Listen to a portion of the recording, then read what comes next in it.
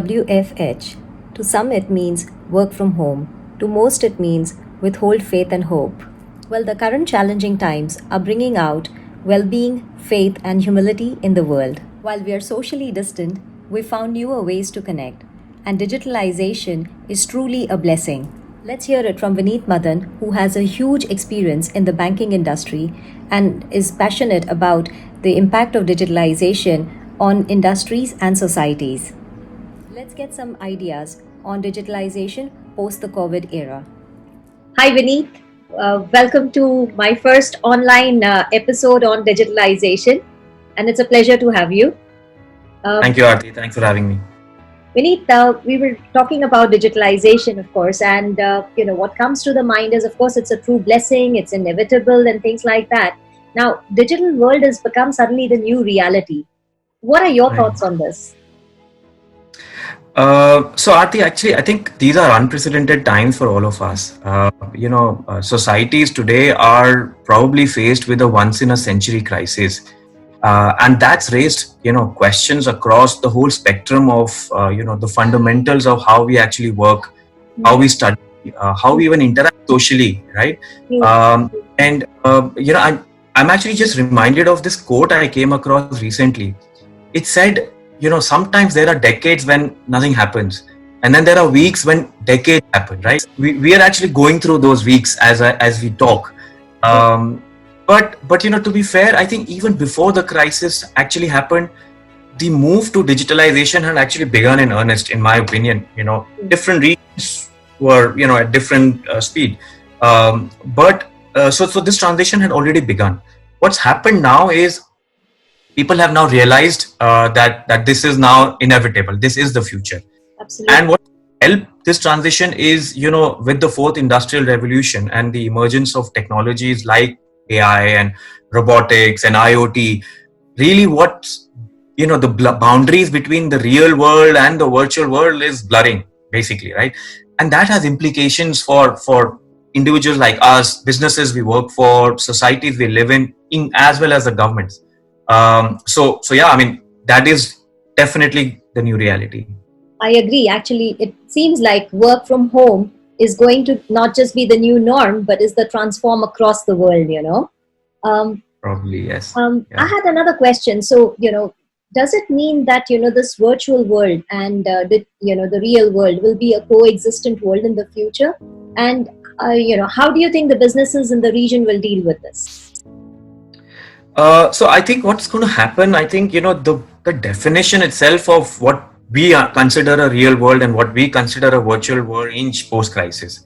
But if your question is, will humans interact or we will, no longer interact? No, definitely we will have face-to-face interactions because aside from the professional side, humans have social needs, right? We want to be seen, we get complimented, meet our colleagues, have a cup of coffee at work. So that social interaction will continue.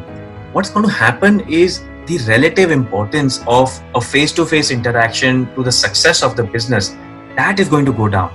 And virtual interaction will become more mainstream, more acceptable. Use of digital practices to conduct your business is going to become more acceptable. We're already seeing over the last few weeks, actually, with use of video conferencing like what we're doing now, working, that's getting more acceptable. And the same trend will continue in this region. I don't see GCC or UAE is being any different. If you go back, let's say, 2 months or 3 months back, and if you'd ask any CEO, if 80% of your people are going to work from home, how do you think you will survive? People would have said, no way, there's no way we can work. But you see how smooth the transition has been, right? So I think we are, it's merging right now, the real and virtual world, and we're probably entering into a kind of a hybrid, I see as we move along. Absolutely. I think even industries like insurance and other setups where people were saying, technical aspects of a particular business cannot be digitalized are seeing this huge transformation. And right. To be fair and honest, even post-production, workspaces that we have, huge workspaces and stuff. And I guess it's a, very creative way of working. People are much more productive in their, work outputs. And obviously, it looks like this is going to be, like I said already, it's going to be a new norm or new transform, which is going to be, taking the world across. Pretty On much. that I note, think that's what's going to happen. Yeah. true. On that note, you mentioned about, it being hit across the region, and of course, the region is looking for a transformation. My question to you is, some of the industries will adapt to digitalization much faster and better than the others. Which one do Right. you think, in your opinion, are these, and why do you say so? Right. See, ultimately, I think every business is going to become digital. Eventually, that's inevitable. So there is no question about which ones will and which one. What's going to happen is some will drive this change, some will be at the forefront, and some will be forced to change. Right. In my opinion, whatever little I have studied, and I'm talking from a context of this region specifically. I probably categorize businesses into three buckets, depending on the speed and efficiency of accepting digital practices. The first is what I call the digital pioneers, right? So they are, these are businesses and industries that have been at the forefront, have, been, making these changes as we go along. And they've actually been the businesses that have, come up with these new technologies of digitalization. So information and communications technology is right at the top, right? Obviously, financial services are also, have been at the forefront. Media services, also professional services like consulting. So these businesses have accepted digital practices much before the others. The second category are digital believers, right? So they are basically what I call them. These are just the terms I've given. So digital believers basically means, businesses that always believed in, still believe in the importance of digital, Yeah. haven't really have been reluctant for some reason to actually make that change, make that transformation. That could be financial reasons, could be legacy reasons, or for that matter, they've not been disrupted the way, some of the other businesses have been. So they've not been forced to make that change. But Absolutely. I think this crisis is probably going to move some of them also into the first category. And I think the businesses probably that come to my mind upfront are media, I'm sorry, our education, Mhm. recreation and entertainment, Yeah. e-commerce, and healthcare. I think these businesses are probably making the shift from believing to actually becoming a pioneer. The third are, for want of a better word, are the digital laggards. Mhm. So are your typical real world manufacturing industries that have not been, and they are largely, B2B kind of industries. So, typically a B2B, B2C kind of a business is changes before and faster than a B2B. So manufacturing, real estate, construction, these are industries that fall in that category. True. Having said that, I think, in each of these categories, there will be companies, there will be businesses that will make this change faster and better than the others. And most likely these are going to be the ones that have a large market share, big customer base, because they have a lot more to lose if they don't actually make this change. True. So if you look at it, even like manufacturing industries, like earlier televisions or refrigerators, etc., the consumer good companies basically Right. would actually give you a thick book of manual to refer in different languages, etc. And now all of a Yeah. sudden you just go on YouTube, and how to use this or how to do this, is so Yeah. simple. Or even how to Yeah. make things and how to try different things is all there up on Yeah. social media. So basically, Yeah. we're seeing a world where reach and approach is going to be basically simplified for everyone. That's how Yeah. it comes Absolutely. across to me. Great. Right. My okay. The other question that I had was basically it boils down to leadership of the organization, as you said, and the Mm. leadership must actually drive excellence, whether it's internal business or whether it's making sure the employees are all engaged or the processes are seamless. And of course, that's something that it's not a sufficient in condition itself. So, Mm. what do you what do you think? How will it vary across industries, and how does the Mm. organization at a level define this? Mm. Yeah. So you make a right point, Aarti.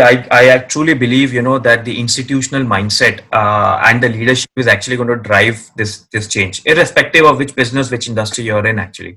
because they will need to work with employees, and then take that agenda forward. I think at an organization level, other than the leadership, there are probably three other factors or ingredients to successful transformation. One, really have companies need to have a dedicated team that drives digital transformation.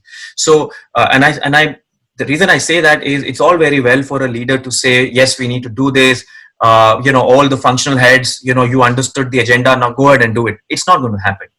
You'll need a team that binds this together across departments, that has a buy-in from the board, the management, and then works with the various functions, and kind of moves that incremental steps towards digitalization in each of the functions. So having a dedicated team is important. The second is building a culture of innovation, right? Whether Absolutely. you are front office, you're in a middle office, you're in a back office, you need to think data, you need to think digital, you need to think customer experience, and that does not come overnight, right? So you at every forum and every opportunity, this needs to be driven across to each employee. That innovation. And by the way, when I say innovation, I don't mean something that's out of the blue, new technology. It could be simply, incremental steps of improving how you do what you do today, right? The third is really having a strong, forward-looking, proactive human resource agenda. So human resources, I cannot emphasize enough how critical they play a role, in this They're kind called of. human capital for a certain reason. Yeah, exactly, right. So they need to, so if I'm the head of HR, I need to treat my employees as mature professionals who are, if they are going to work remote, I have to trust that they are going to, use the right practices and be productive.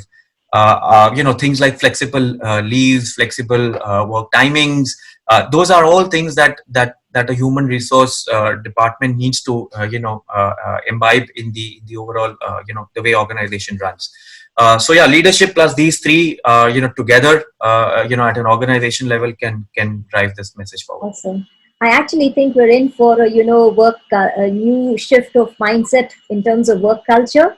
And if you Yeah, really need to be giving a seamless experience, customer or user experience to your clients or consumers, right. then you need to make sure that you're internally very well engaged, and that's the Exactly. most important Absolutely. thing.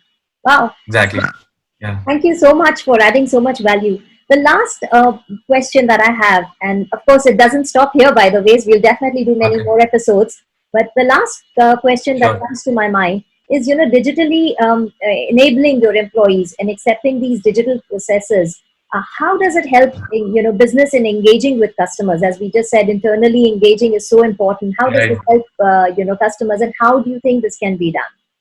How do you think this can be achieved? Yeah. So I think the question, the way I look at this in my mind, is not how you can engage your customers better. If I'm the CEO of a company, I'm going to ask myself, what if I actually don't do this? What if I actually don't embed these practices? Will Wow. then my That's customers be engaged? They will not, right? So it's not a how question, it's what if you don't do it, right? So, true. clearly that the writing is on the wall, as far as the service industries are concerned, and to a large extent even the manufacturing sector. True. Uh, for customer engagement in the digital world, I think, uh, again, top two three that come to my mind right now, probably actually having a digital community. And I talk from a banking background, because that's something that's really up and coming in our industry. You can engage customers digitally if you give them a platform to do so, right? So you could have a portal, a blog, any platform that helps your clients interact with you, interact with each other, share their feedback, their grievances, what they like about you, what you don't. It also gives me as a business an opportunity to market my brand, my products, and even the industry, in general. So having a digital community is critical.